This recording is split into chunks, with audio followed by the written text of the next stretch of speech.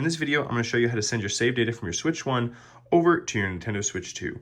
And if you haven't transferred over the entire profile from the beginning of your Nintendo Switch 2 setup, you're going to have to do this manually for each game. So I'm going to go down to my settings. And then in my system settings, I'm going to scroll down to data management. I'm going to click down to transfer your save data. And I'm going to click send save data to another console. I'm going to click on my profile. And then I'm going to select the save data I have and hit next and then hit OK. And then you got to place the systems near each other. And then on your Switch 2, go to your system settings,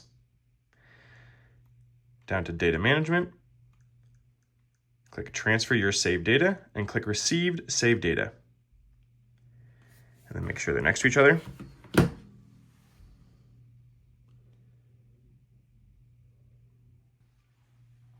And then it's complete.